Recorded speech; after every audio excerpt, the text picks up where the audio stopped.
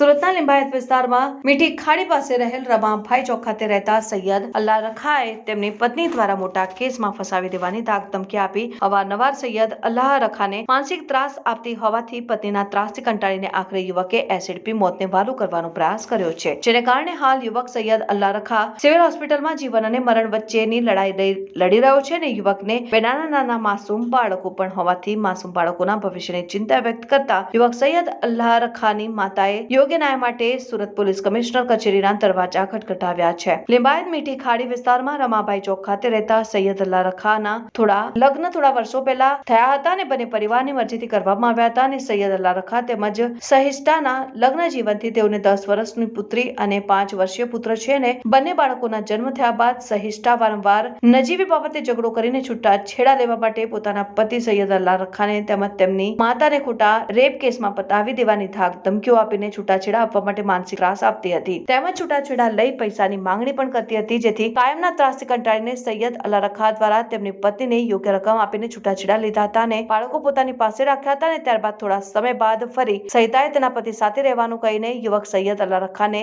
લઈ અલગ રહેતી હતી ને તેને ફરી અન્ય યુવક કમરૂ સાથે પ્રેમ સંબંધ હોવાનું તેના પતિ સૈયદ અલ્લાહ રખાને જણાવી વારંવાર પૈસાની માંગણી કરતી ને જો તેની માંગણી નહીં પૂરી કરશે તો યુવકને ખોટા કેસમાં ફસાવી દેવાની દાબ ધમકીઓ આપી માનસિક ત્રાસ આપતી હોવાનું યુવકની માતા ગુલશન ગરાના દ્વારા આક્ષેપ કરવામાં આવી રહ્યા છે। તો વધુમાં યુવકની માતાએ જણાવ્યું કે મારા પુત્રને લઈ અલગ રહેતી હતી ને પત્ની મારા પુત્રને વારંવાર માનસિક ત્રાસ આપીને પોતાના પ્રેમી સાથેથી ધમકીઓ આપતી હોવાના કારણે માનસિક તણાવમાં આવીને યુવક સૈયદ અલ્લાહ રખાએ એસિડ પી લઈને જીવન ટૂંકાવવાનો પ્રયત્ન કર્યો હતો, જેની જાણ યુવકની માતાને થતા તેઓ તાત્કાલિક યુવકને સિવિલ હોસ્પિટલમાં સારવાર અર્થે લઈ આવ્યા હતા, જ્યાં હાલ યુવકની હાલત ગંભીર હોવાનું તબીબો દ્વારા જાણવા મળ્યું છે। તો પોતાની માતાએ પિતા સાથે ઝઘડો કરીને એસિડ પીવડાવ્યું હોવાનું 5 વર્ષના માસૂમ બાળક દ્વારા જણાવવામાં આવ્યું છે। હાલ આ મામલે યુવકની માતા દ્વારા યોગ્ય ન્યાયની માંગણી સાથે સુરત પોલીસ કમિશનરને આવેદન પત્ર આપવામાં આવ્યું છે। मेरा नाम गुलशन घराना है। कहाँ रहने का? मीठी खाड़ी लिंबायत रमाबाई चौक गली नंबर 8।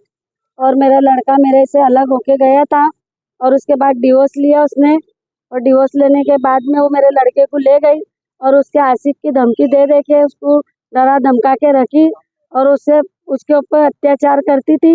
और मेरे लड़के ने उसके आशिक की वजह से और उसकी वजह से उसने पिलाई है या खुद पिया है, और उसको मानसिक टॉर्चर बहुत था। तो मेरा लड़का जिंदगी और मौत के बीच सिविल में मानसिक टॉर्चर कर पैसा चाहिए था उसको, 20-25 हजार वापरने का चाहिए उसको महीने का।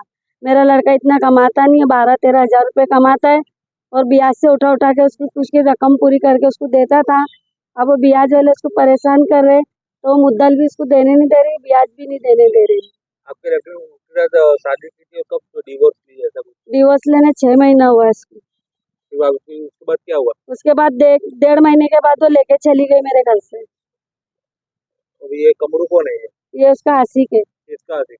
शाइस्ता, शेख सलीम की लड़की। शाइस्ता कौन?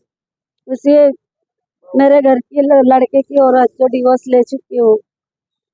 आप कहाँ पे आए? मैं कमिश्नर ऑफिस में आई हूँ और मेरे को इंसाफ चाहिए। मेरा लड़का जिंदगी और मौत के बीच में सिविल हॉस्पिटल में आईसीयू में इमरजेंसी में मेरा लड़का जिंदगी और मौत के बीच लड़ रहा है। उसको एसिड पिलाए या खुद पिया है या उसको मानसिक टॉर्चर किए। उसको बार बार कमरू की धमकी देती थी कि मैं इससे उठवा लूंगी, इससे मरवा दूंगी, तुझे लॉकअप में डाल दूंगी और तेरे माँ बाप को भी डलवा दूंगी, मेरा कोई कुछ नहीं कर सकता।